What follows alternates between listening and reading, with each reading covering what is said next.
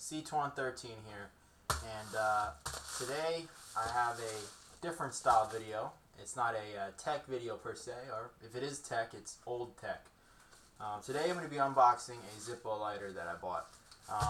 I've always been into lighters and stuff, and there must be at least one video that I made about lighters. If there isn't, well, I missed out when I was younger.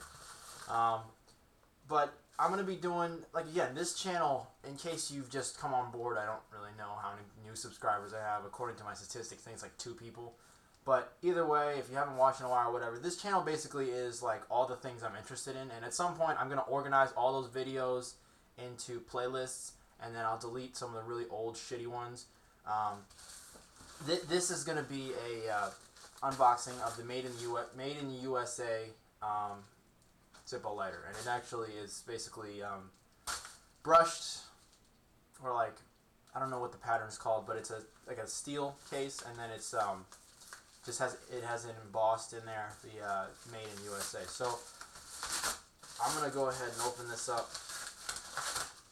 I think this cost me like $13 on Amazon. I can actually look at this. Let's see here. Let's see if you can see that. I will. Made in USA embossed lighter. $13.83. So, you know, $14 is pretty good for a Zippo. And I also do want to get this really cool one, which I will do an unboxing and review on. I'm a big fan of Lincoln's, the car, not the president, although he's pretty cool too.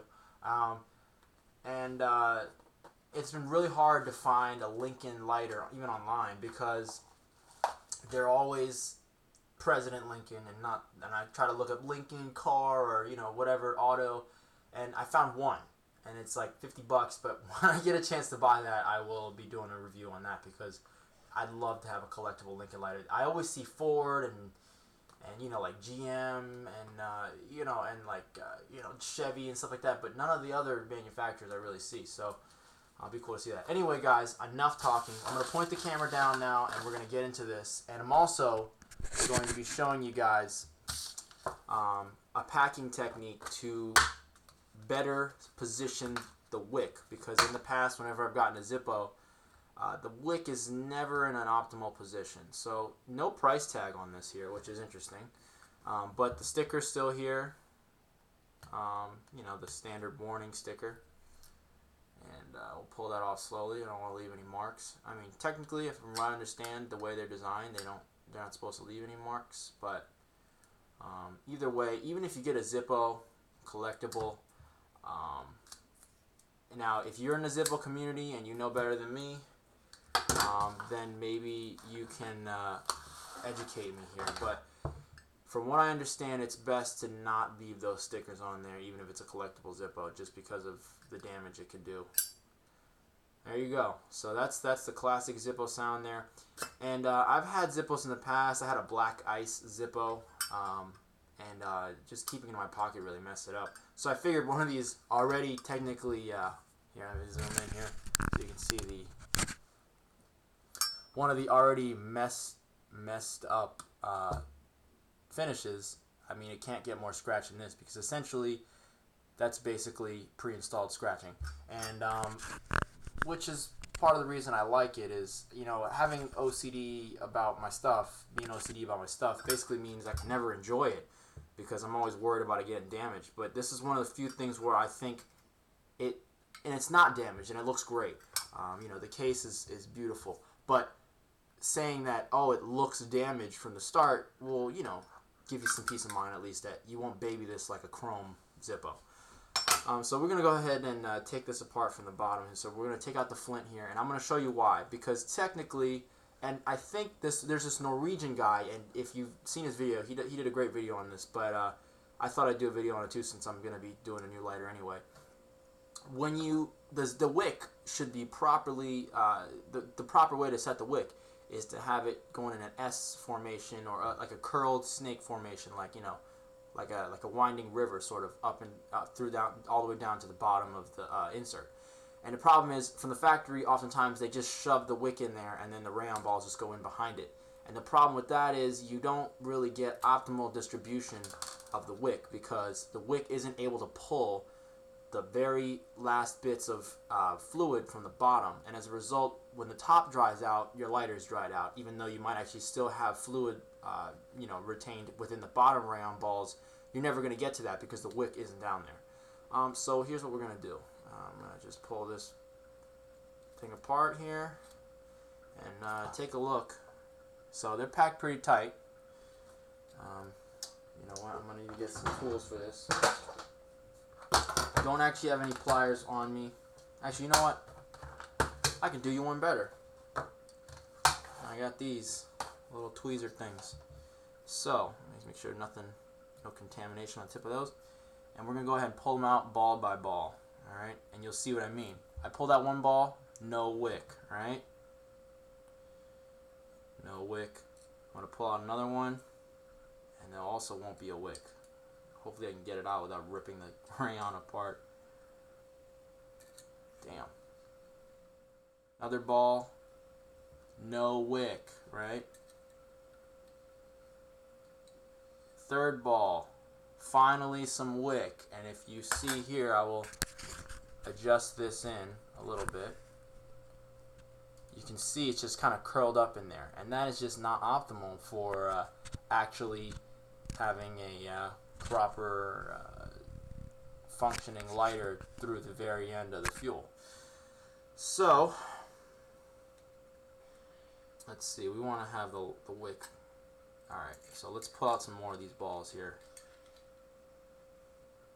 Alright, we're getting somewhere. So finally, you can see we're at a stage where the wick is completely exposed. So what we're going to do now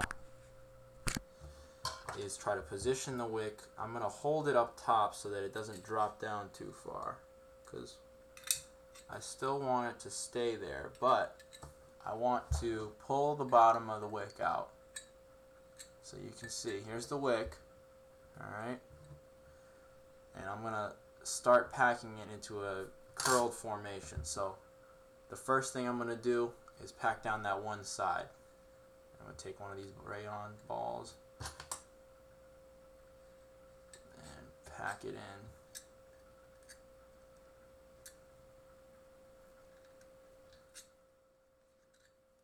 And then I'm going to fold over the wick after that's been done.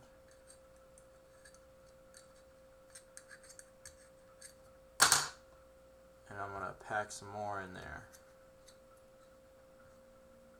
At this point, you can use your finger. And then at the very end here, I'll pack in the last two bits here. Well, here, let's see here, yeah.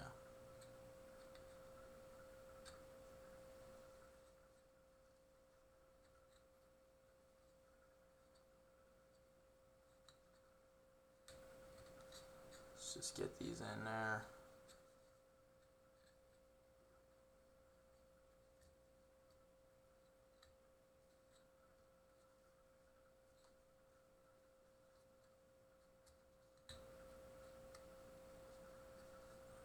You know what? Let's see. I want to get that wick a little further down. So what I'm going to do is pack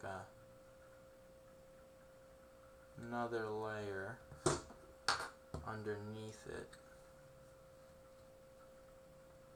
and then pull it up over that. There we go. And then this is going to be the last layer to go in.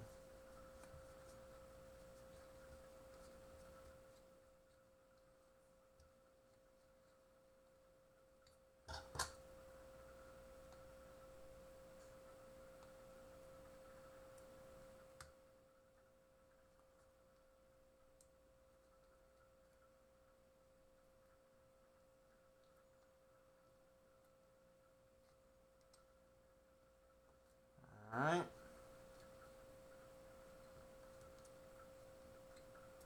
And these tweezers are really annoying because they keep catching the ends of the rayon there, because The end is a little gnarly, so it catches on the fine fibers there. But anyway, there we are. She's all packed up again. And let's check that height of the wick here. I've been holding it the whole time, so hopefully it's still in line. And boom, right? We're good with the height of the wick. So what we're going to do is put back our flint. Alright, put that back.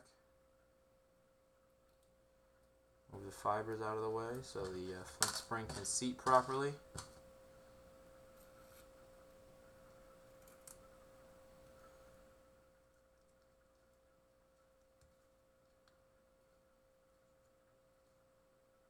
Screw that down. Oh wait, I am so stupid.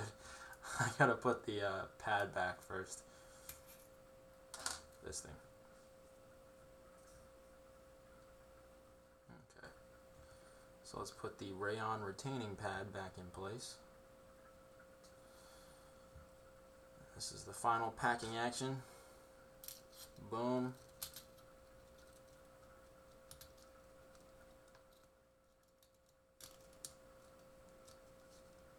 Screw that down.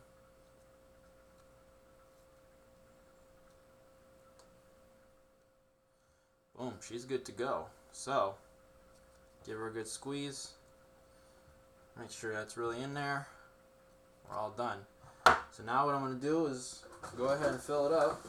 I'm going to see how she goes. But again, guys, it's a real simple case, and I didn't really want to just show you here again before I fill it up. You know, this is not a particularly special case. I just liked it because it was a little rugged. But it's still quite attractive and very simplistic design here, and you can see the bottom. Bradford, PA.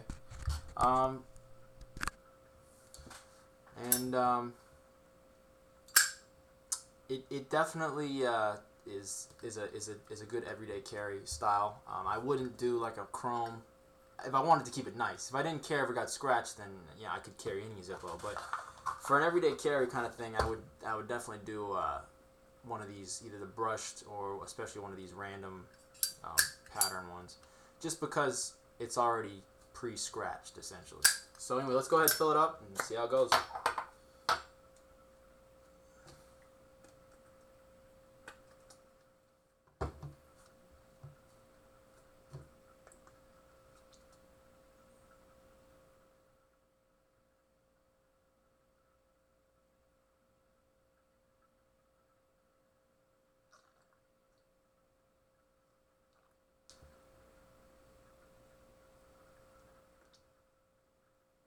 It's going to take a lot since it's